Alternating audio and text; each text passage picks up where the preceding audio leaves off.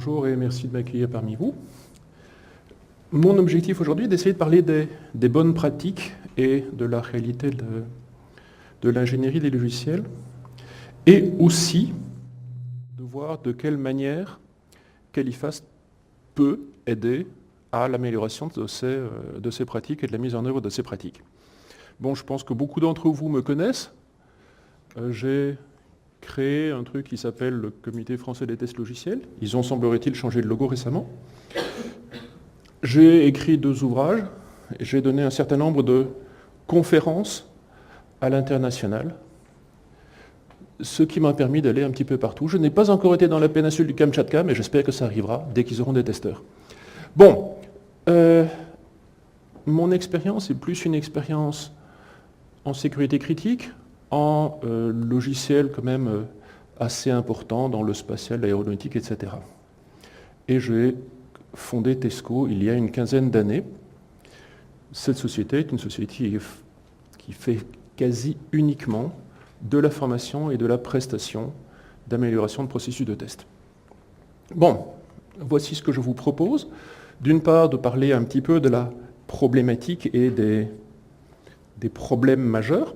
Ensuite, de voir l'état de l'art à l'heure actuelle, avec 2 cycles de développement par exemple, ou voir aussi quelles sont les améliorations que nous pourrions mettre en œuvre, et derrière faire une petite synthèse de ce que nous pouvons voir. Donc je mettrai bien entendu l'accent sur quelques-unes des préoccupations habituelles que vous pouvez avoir en termes de gestion, c'est-à-dire l'efficacité et l'efficience.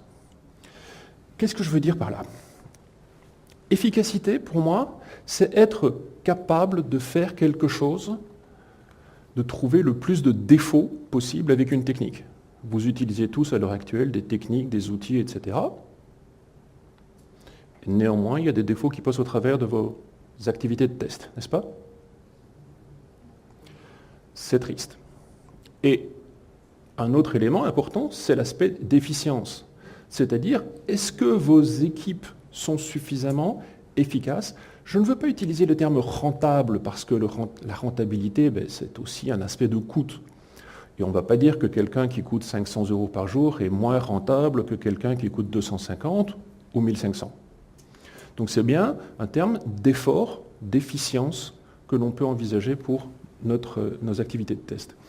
Bien, on sait tous que une partie des problèmes que nous avons en test viennent des exigences. Et on sait aussi, donc, que si l'on ne gère pas correctement notre projet, si on ne mesure pas l'avancement de notre projet, eh bien on peut très bien arriver à des solutions qui sont assez ennuyeuses, où nos projets coûtent beaucoup plus cher que prévu. Et nous savons aussi, enfin je pense que vous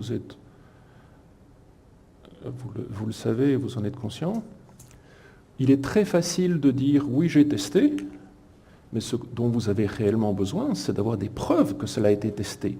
Ceci est extrêmement nécessaire quand vous avez des logiciels à sécurité critique où vous devez fournir des preuves que quelque chose a réellement été testé, que l'exigence a été testée. Alors, on peut bien entendu fournir une usine à gaz. Un certain nombre de mes confrères fournissent des méthodes de test relativement complexes et variées. Je pense qu'il est quand même plus simple de faire dans le facile. À partir de là, voyons un petit peu où l'on en est et comment nous pourrions gérer cette problématique. Vous avez certainement déjà entendu parler du Chaos Report. Ceci est la version 2009, il y a certainement une version plus récente. Mais sur base du Chaos Report du Staniscope, qu'est-ce que l'on voit? Eh bien, on voit que 68% des projets ont des problèmes. Des projets logiciels ont des problèmes. Alors, bien entendu, là-dedans, il y a 24% de failed. On en a quelques-uns en France. Je suppose que vous connaissez Louvois. Ça vous dit quelque chose, Louvois? Oui. Vous savez ce qui s'est passé? On a sous-traité au moins 10 ans et on a fait sous-traiter ce au Maroc. Et à l'heure actuelle, tous les militaires qui sont en opération extérieure se retrouvent avec leur paye qui est retardée d'un nombre plus ou moins aléatoire de mois. Pourquoi? D'après vous, si on développe au Maroc, il y a peut-être des gens qui ne sont pas tout à fait nos amis et qui sont aussi des programmeurs. Bien, il n'y a pas que ça, hein. Il y a aussi l'ONP. Alors l'ONP, c'est l'Office national de la paye. Je ne sais pas si vous avez jamais entendu parler de ce cas d'école. L'Office national de la paye a été mis en place de manière à pouvoir économiser 200 millions d'euros. Ce qui finalement part d'une très très bonne idée. Le problème, c'est qu'en 5 ans, elle a coûté 1,3 milliard. Il faudra un certain nombre d'années avant qu'elle ne puisse récupérer l'économie envisagée. Entre-temps, l'ONP a été dissous et a été recréé un petit peu comme un phénix qui renaît de ses cendres, même lieu, même endroit, même activité, même dépense. Bon, j'ai l'impression d'être un petit peu mauvaise langue, mais enfin bon, je suppose que vous pourrez vérifier par vous-même si c'est le cas. Alors, il est évident que nous sommes tous humains, que l'on fait tous des erreurs, qu'on peut tous se tromper, et donc on est amené à devoir gérer nos défauts, à devoir mesurer combien ça coûte. Et bien entendu, on peut avoir des défauts dans nos exigences. Le nombre de fois où on a des clients qui changent d'avis. Est-ce que ça vous arrive de temps en temps? Des changements dans les exigences? Je pense que c'est plus souvent qu'à notre tour. En général, quand on a un développement par point de fonction, il y a généralement 5 défauts par point de fonction. C'est une statistique internationale qui nous vient de Capers-Jones et que j'ai pu vérifier. Il y a bien entendu un certain nombre de défauts qui vont venir au moment de la conception, un certain nombre de défauts qui vont nous venir au niveau du codage. Certains de ces défauts vont être identifiés par les développeurs et vont être supprimés, c'est évident.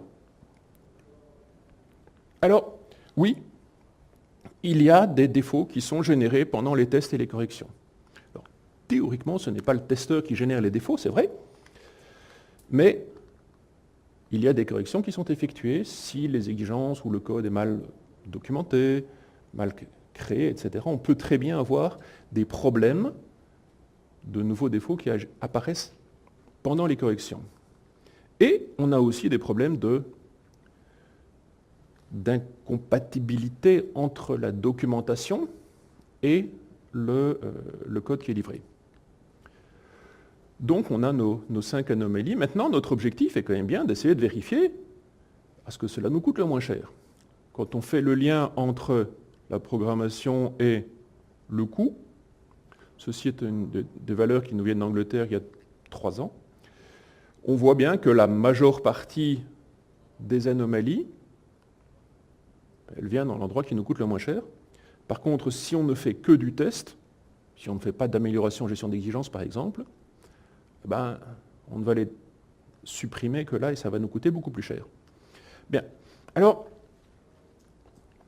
une fois qu'on a fait un état de ce qu'il y a, voyons un petit peu où nous en sommes. Alors vous êtes bien entendu familier avec le cycle en V. C'est un cycle qui est, même si beaucoup de nos collègues développeurs ne le souhaitent pas, c'est un cycle qui continuera certainement à exister pendant encore de nombreuses années. Pourquoi? Parce que, à l'exception de petites structures, et je pense que Califas n'est peut-être pas une petite structure, mais elle n'est pas une structure très très importante, toutes les sociétés doivent planifier leurs dépenses informatiques en nouveau développement sur 6 mois, 1 an, 2 ans. En termes de nouvelles fonctionnalités, en termes de nouvelles dépenses.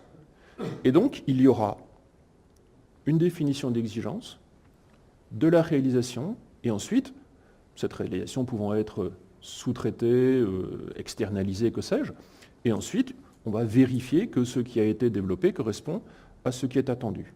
Il y a relativement peu, sauf peut-être pour des sociétés comme Google, Facebook, etc., de livraison continue.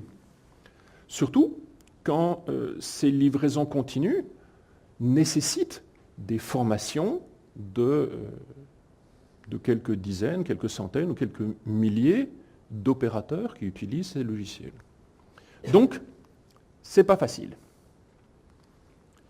Il y a la solution d'un cycle incrémental ou d'un cycle itératif, avec le fait d'avoir, bien entendu, notre analyse, notre conception, notre implémentation, nos tests, et derrière de répéter cela autant de fois que nécessaire jusqu'au moment où le logiciel est de qualité suffisante pour pouvoir livrer le système. Et c'est relativement intéressant, c'est ce qui se passe entre autres dans tous les aspects de lotissement. Vous avez la possibilité de livrer assez fréquemment, mais vous allez aussi livrer de façon périodique, mettons tous les 3 mois ou tous les 6 mois. Par contre, très souvent, le développement est quelquefois un petit peu fait de manière cow-boy. Pas uniquement pour de l'agile d'ailleurs. Et bien entendu, on a l'agile. Alors l'agile est extrêmement séduisant. Je suppose que beaucoup d'entre vous font de l'agile. Qu'est-ce qui fait de l'agile ? Dans vos sociétés, est-ce que vous utilisez du développement agile? Non? Bien. Bon, ben, néanmoins, le développement agile est relativement séduisant. L'intérêt est séduisant parce que ça correspond à quelque chose, je dirais, que le management peut comprendre. Je fais un investissement, je veux voir un retour sur investissement. Mais je ne vais pas directement faire un investissement de quelques centaines de millions. Je vais peut-être d'abord commencer par un petit investissement, et ensuite je vais faire un deuxième petit investissement, et comme ça, au fur et à mesure, et je veux voir ce que va me fournir mon équipe de développement, pour éviter l'effet tunnel que nous avons vu précédemment. Par contre, à l'heure actuelle, souvent, ce que moi j'ai pu voir au cours de ces 4 ou 5 dernières années dans des équipes de développement agile, c'est pas de documentation. Très peu de documentation. Peu de métriques. Peu de mesures. Peu de standards. Alors qu'en fait, ce serait, à mon avis, dans des développements agiles, qu'il faudrait réellement mettre quelque chose qui est bien structuré, de façon à ce que l'on puisse avancer en sachant clairement où l'on veut aller. Alors, Califast apporte un certain nombre de choses dans le développement, que ce soit dans le cycle en V en termes de suivi des exigences. Alors c'est vrai, ce n'est pas un réel outil de gestion d'exigences. Il n'est pas vendu comme ça. Mais il permet de suivre les exigences, de définir ces exigences, et derrière, d'aller jusqu'à la livraison. De fournir des indicateurs, des mesures, des métriques, dirais-je presque, et de les partager entre toutes les personnes du projet, ce qui est extrêmement intéressant. Dans les cycles incrémentaux, voire les cycles agiles, c'est exactement la même chose, en ayant des spécifications ou des exigences qui sont notées, qui sont définies sous la forme de scénarios ou de fonctions. C'est une manière de se générer une documentation. Certes, une documentation en ligne, pas une documentation papier, mais d'avoir quelque chose qui est réellement utile et qui peut réellement être maîtrisé correctement. D'autre part, le partage d'une base d'informations commune entre la maîtrise d'œuvre, la maîtrise d'ouvrage, l'équipe de développement, l'équipe de test, est une manière de nous faciliter la communication, ce qui est toujours très intéressant. Bien, alors, je parlais il y a quelques minutes de standards. Vous avez peut-être vu l'article que j'ai écrit il y a quelque temps dans IT Expert Magazine sur le besoin de standards dans l'agile, dans l'agilité. Si ce n'est pas le cas, vous pouvez toujours aller voir. Et en termes de tests, dans le génie logiciel, on a déjà un certain nombre de standards de développement ou des standards de gestion d'exigence. Par exemple, l'ITROS 830, où il y a même une certification, et TESCO propose ce type de certification, telle que la certification IREB. Et dans le test, vous le savez, il y a la certification ISTQB, Fondation et Avancée, que nous proposons. Bien entendu, il y a aussi un certain nombre d'autres formations et d'autres certifications. Et on a donc des exigences. Le développement, je laisse à des gens qui sont peut-être un petit peu plus jeunes que moi la possibilité de développer beaucoup plus rapidement. Et derrière, le test. Mais on peut utiliser des outils. Il y a un certain nombre d'outils. Je pense à des outils tels que les HP, ALM, Visual Studio, les gros du marché. Il y a bien entendu aussi les outils open source, du genre Selenium, et je dirais des outils qui sont à mi-chemin entre les deux.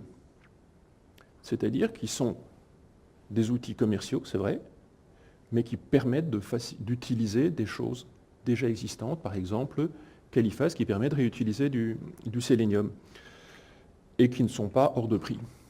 Mais ça, pour la gestion de prix, il faut voir avec Alphonse. Bien, alors, un des éléments qui est important, c'est tout ce qui traite des exigences. En fait, tout au cours de mon existence, j'ai participé à un certain nombre de développements, et souvent les exigences étaient acceptées, parce que si on ne les acceptait pas, une autre société de service allait les accepter, et on ne discutait pas les exigences du client, du genre le client est roi. J'imagine que vous avez déjà entendu ce type de terminologie. Alors, ça veut dire, on écoute le client, on dit oui, amen, et derrière, on se gratte la tête pour savoir ce qu'il voulait dire. Le nombre de fois où un client utilise sa propre terminologie et n'a pas de, comment dirais-je, de glossaire, de dictionnaire expliquant à son sous-traitant, à son équipe de développement, à son équipe de test, ce que cela veut dire, ce que les termes qu'il utilise veulent dire, résultat des courses, on ne sait pas ce que c'est. Je vais prendre un exemple. J'ai un client à l'heure actuelle qui utilise le terme qualification, le terme recette, le terme homologation. D'après vous, est-ce que c'est du test? Répondez pas tous à la fois, s'il vous plaît. Au fait, ils utilisent aussi le terme test.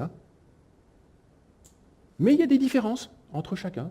Selon que c'est un service, on va parler de qualification, un autre service va parler de test, un troisième service va parler d'autre chose.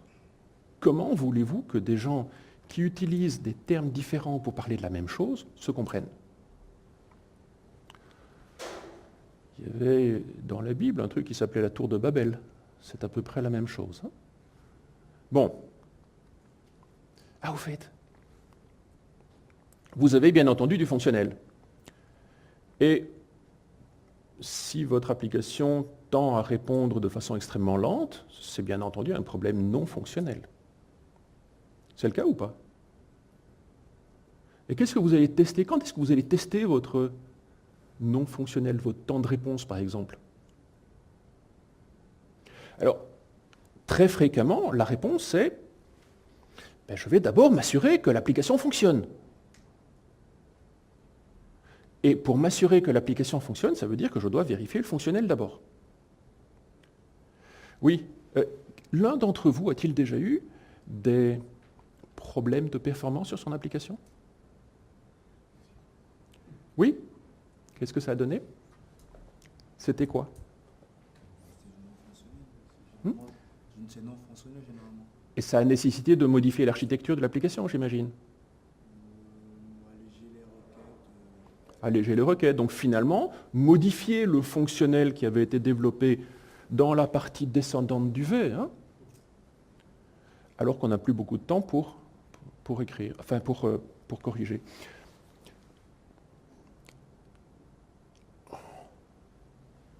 Les spécifications.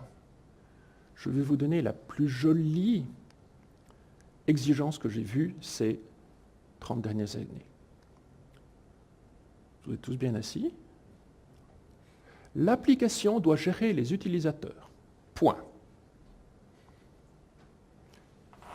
C'est bien, non? Ça veut dire quoi, gérer les utilisateurs? Ajouter, modifier, supprimer, visualiser, imprimer? Combien d'utilisateurs? Y a-t-il des priorités? Y a-t-il des typologies d'utilisateurs différentes? On n'en sait rien, mais c'est une exigence. Bon, ben, compliant, hein, d'accord? On fait, oui. Qu'est-ce qu'on fait? On ne sait pas très bien.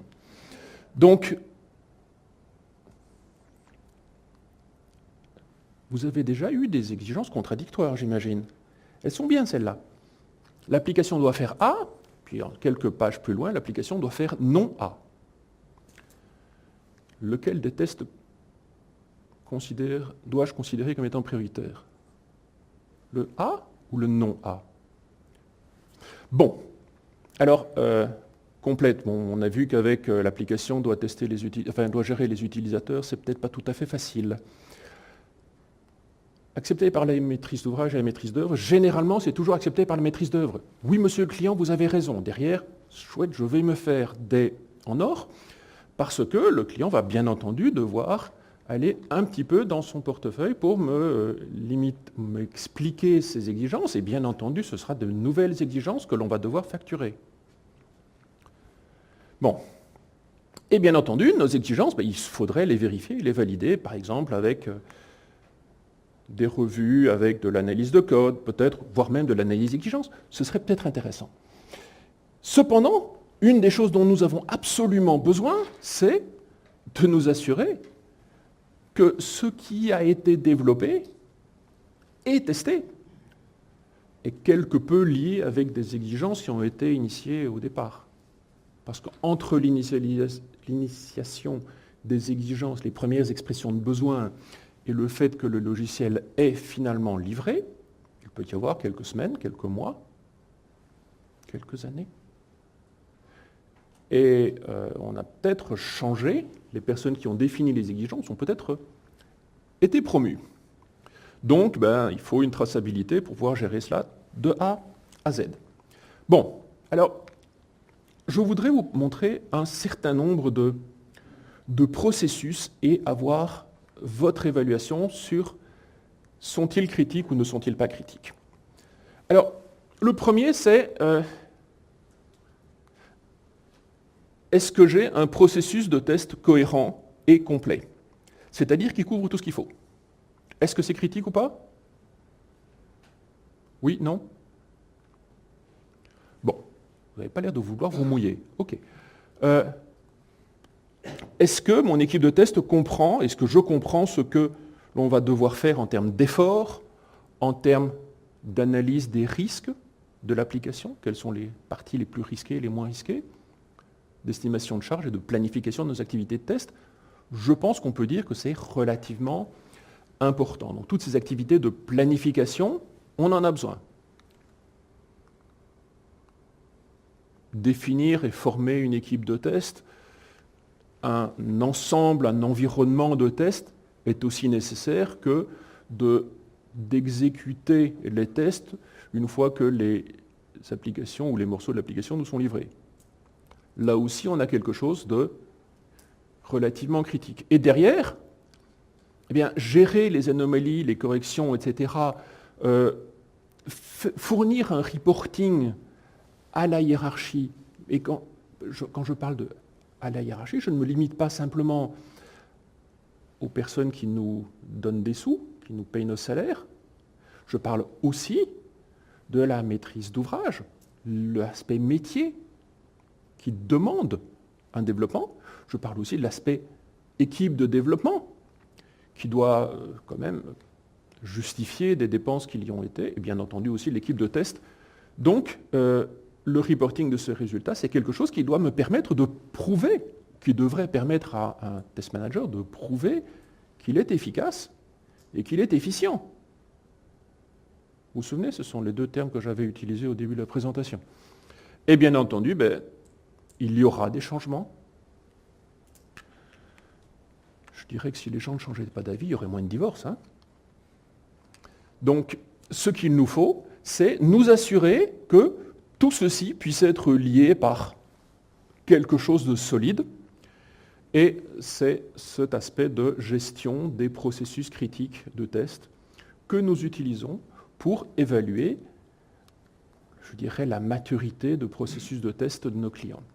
L'intérêt de ceci, c'est que cela nous permet de générer un reporting simple, vous vous souvenez, j'ai aussi utilisé le terme simplicité, permettant de comprendre le niveau de qualité, quel que soit le projet, de façon à ce que le même niveau de reporting apparaisse, quelle que soit l'équipe de développement, l'équipe de test qui est utilisée dans la société. Conclusion, la DSI et les donneurs d'ordre ont le même reporting. Et ça ne doit pas être un reporting extrêmement complexe. On a 4-5 planches et puis c'est fini, il n'y a pas besoin d'avoir plus. Au fait, juste pour ma connaissance, est-ce que vous êtes satisfait du reporting que vous fournissent vos équipes de test à l'heure actuelle? Monsieur? Non, je ne veux pas dire, ou bien non, pas tout à fait? Non, je ne suis pas capable de le dire. Vous n'êtes pas capable de dire si vous êtes satisfait? Non, je ne suis pas capable de vous dire s'ils fournissent, je ne m'occupe pas de développement. Ah, bien. Ben, on va prendre quelqu'un d'autre. Monsieur?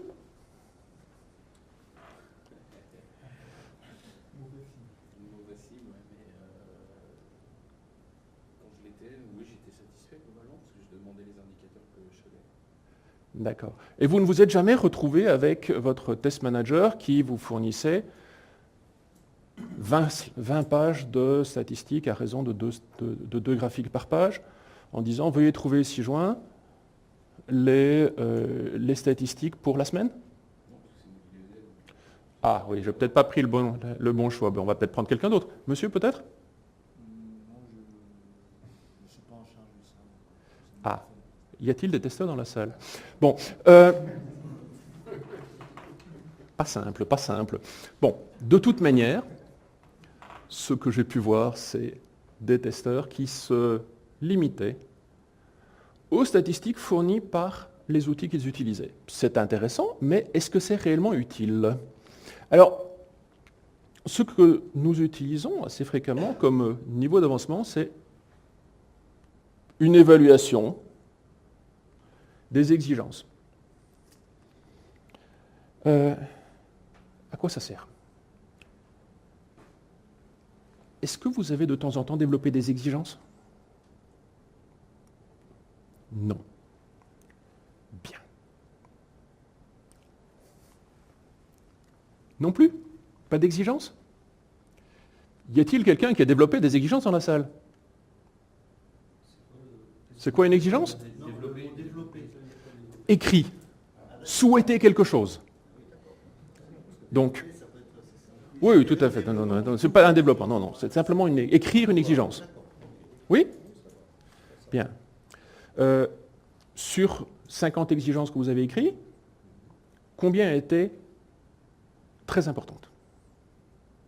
Critiques? Selon vous, selon le métier qui les relisait? N'importe. Selon moi, 10% maximum. Selon le métier? 95%. D'accord.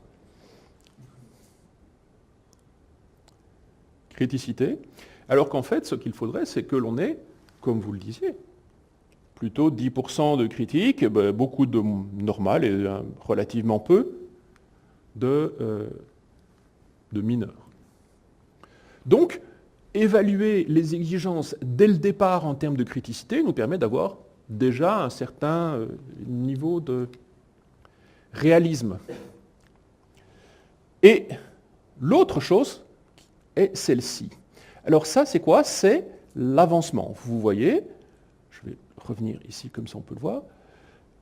Le noir représente les exigences non couvertes, donc notre ensemble d'exigences. Le rouge représente les exigences pour lesquelles il reste au moins un défaut. Et le vert représente les exigences pour lesquelles il ne reste plus de défaut.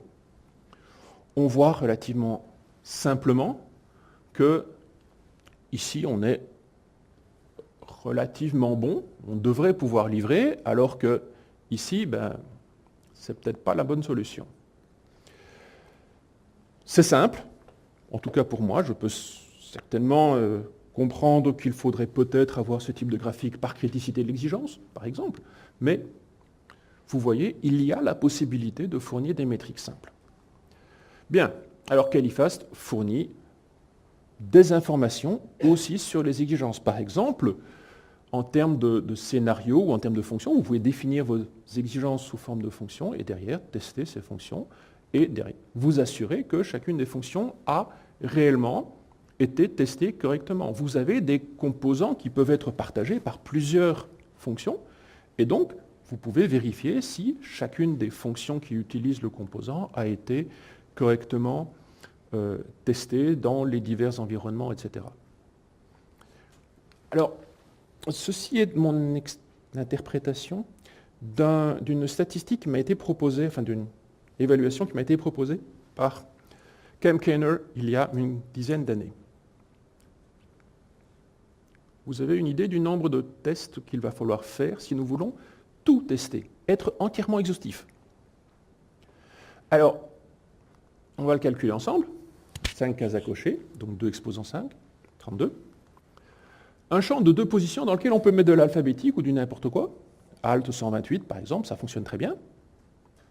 Conclusion, comme c'est du 32 bits, ça nous fait 4 milliards 294 millions de positions par, enfin, d'options par champ, par position. Donc 2 positions l'un fois l'autre.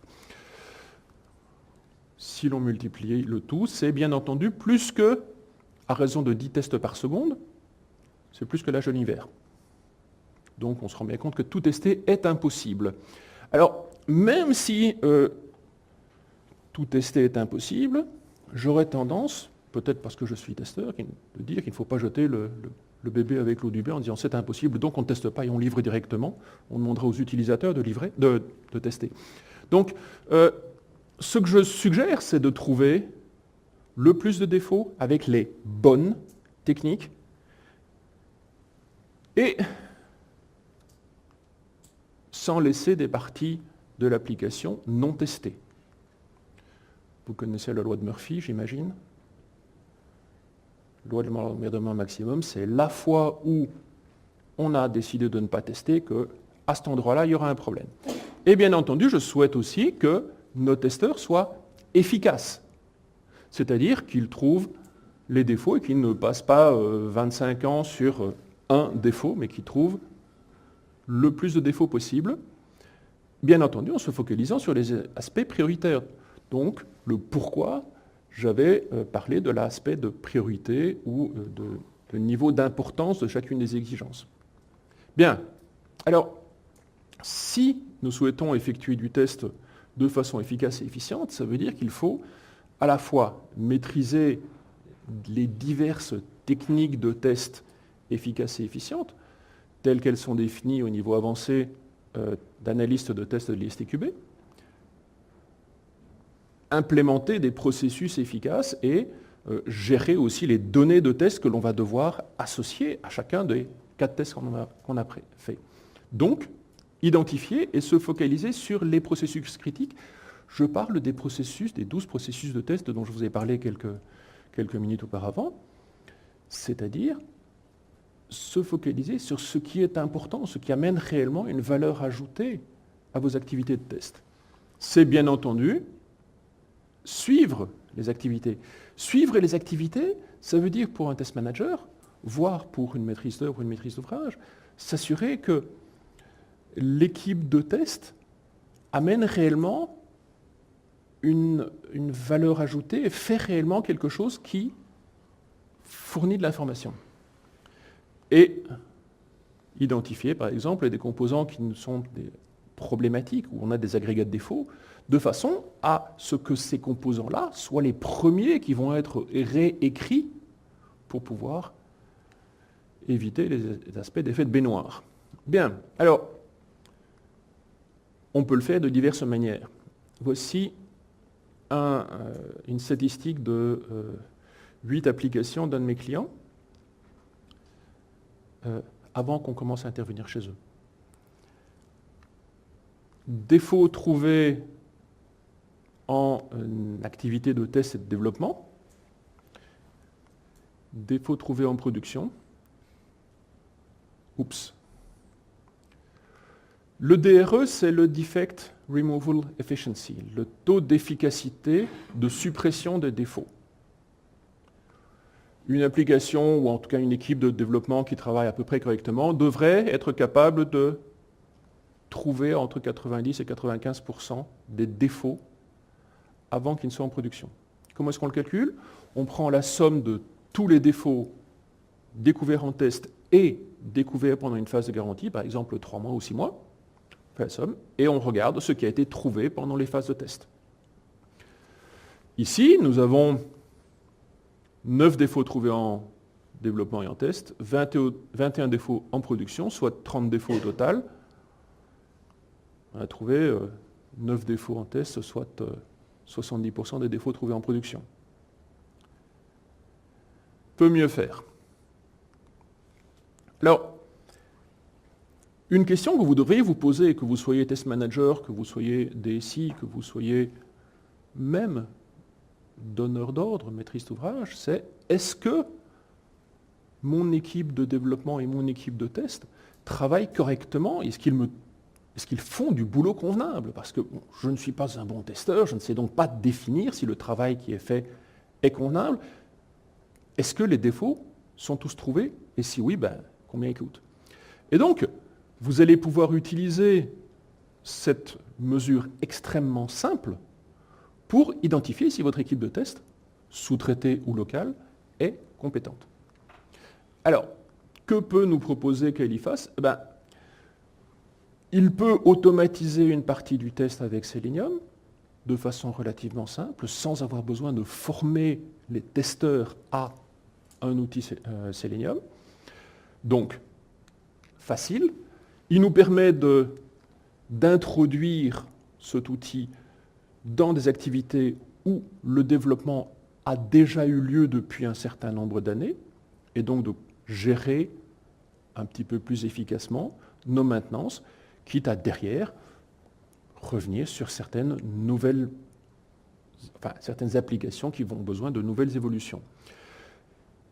Une chose qui est extrêmement intéressante avec Caelifas, c'est la possibilité d'utiliser des fichiers Excel. Vous avez tous une connaissance d'Excel.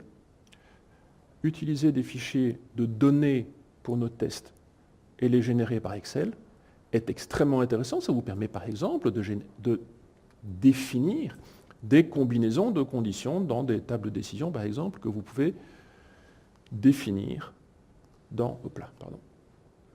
sous Excel, ce qui est extrêmement intéressant. Et bien entendu, une autre chose qui est assez récente et assez intéressante, c'est identifier les zones qui n'ont pas été suffisamment testées. Et donc, se poser la question, pourquoi est-ce que cette zone-là n'a pas été correctement testée? Et à partir de là, définir un effort de développement et un effort de test plus important. Bon, autre chose, gérer les livraisons. Le nombre de fois où j'ai eu des cas de développeurs qui me disaient ça fonctionne chez moi, ou bien qu'est-ce que tu as fait pour casser l'application comme ça? Enfin bon, j'en ai encore d'autres comme ça. L'intérêt de Caelifas, c'est que l'on peut gérer les environnements de façon extrêmement simple et retester, réexécuter les mêmes tests dans d'autres environnements.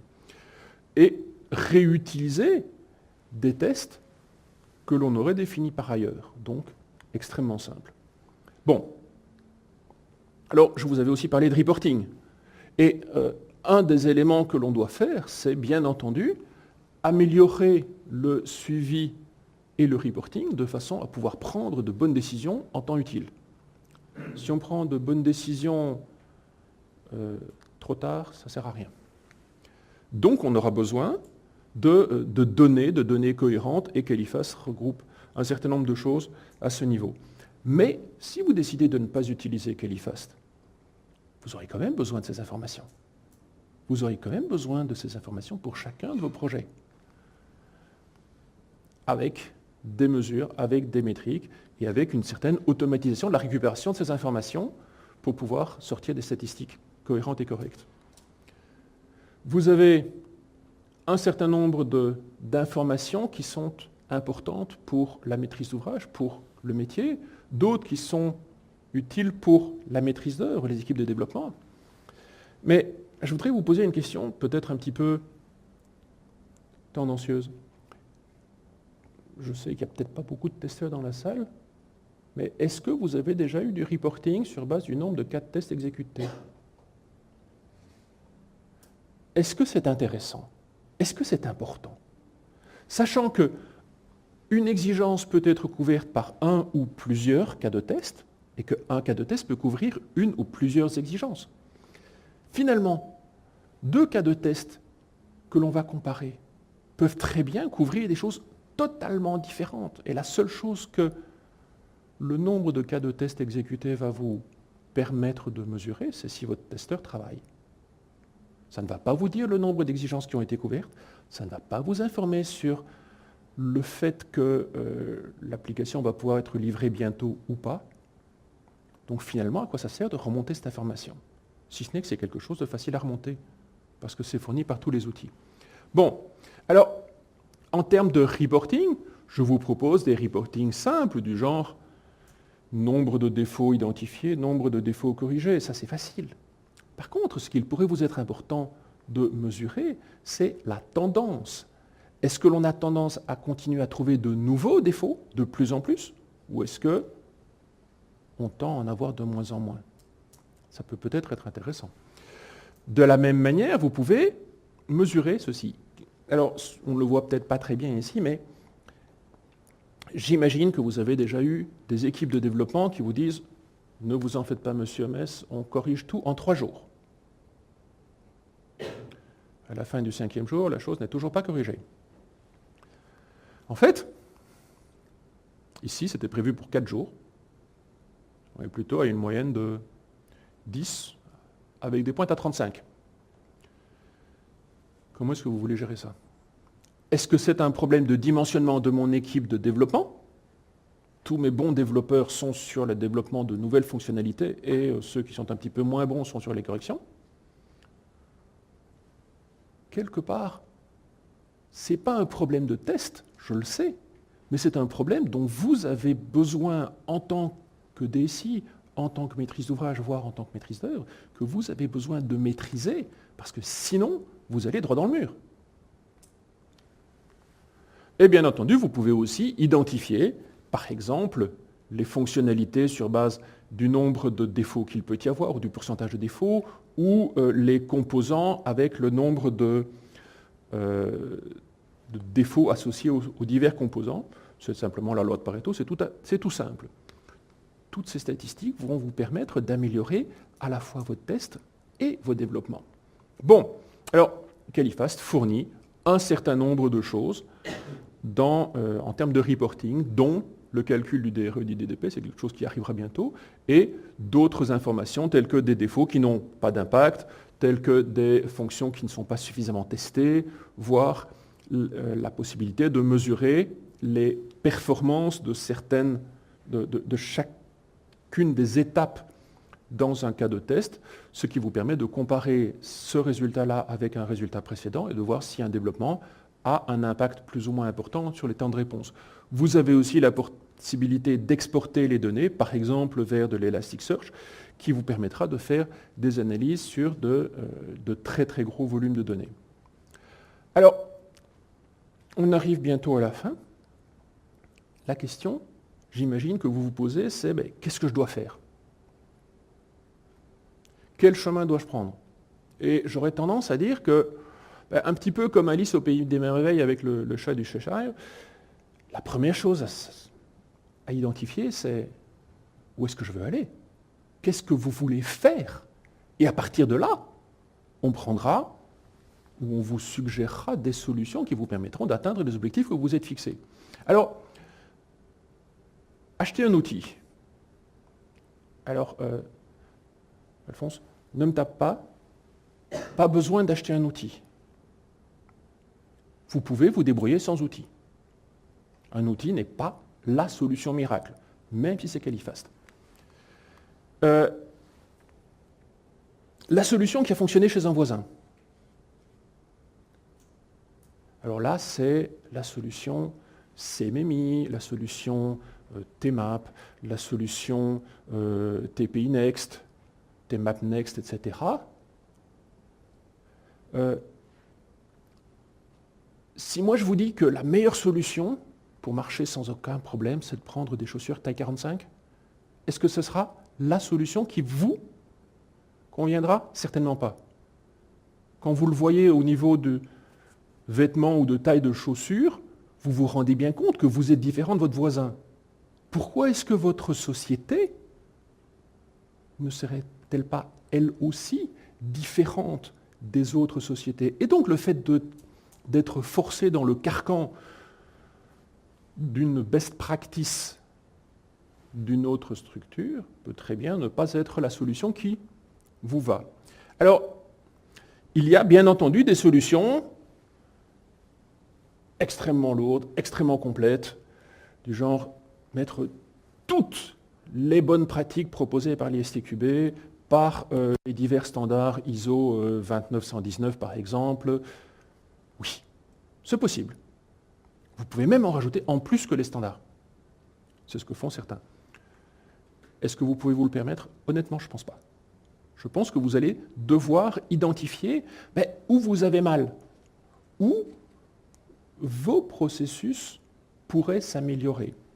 Et donc, cela veut dire qu'il faut identifier où nous avons mal et à partir de là, améliorer sur base de, par exemple, nos 12 processus de tests critiques dont je vous ai parlé, identifier où est le niveau de compétence et le niveau de qualification, de maturité, dirais-je, de votre société, et à partir de là, améliorer celui ou ceux qui auront un résultat à court terme, ce que j'appelle un résultat quick win, qui est efficace et rentable.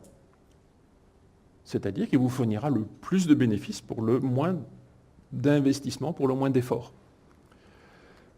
Et bien entendu, vous allez devoir prendre vos contraintes clients en charge, vos propres contraintes dans votre société de façon à identifier est-ce que je dois faire plus un aspect de reporting, est-ce que je dois faire plus un aspect de planification? Ça, c'est vous, sur base de votre compréhension de vos besoins, qui allez pouvoir le définir.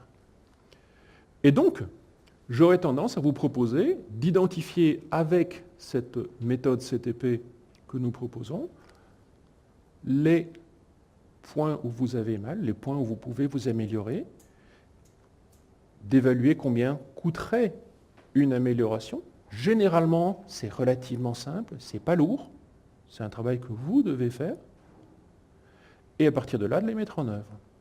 Alors, je vais me permettre, maintenant que j'ai terminé ma présentation, de vous rappeler ce que nous proposons. Nous proposons des formations, que ce soit en test et en exigence dans notre métier d'origine, mais aussi en calcul de la dette technique, avec par exemple la mesure des points de fonction, de façon à ce que vous puissiez avoir des preuves que votre informatique actuelle peut être peut-être optimisée et vous coûter moins cher.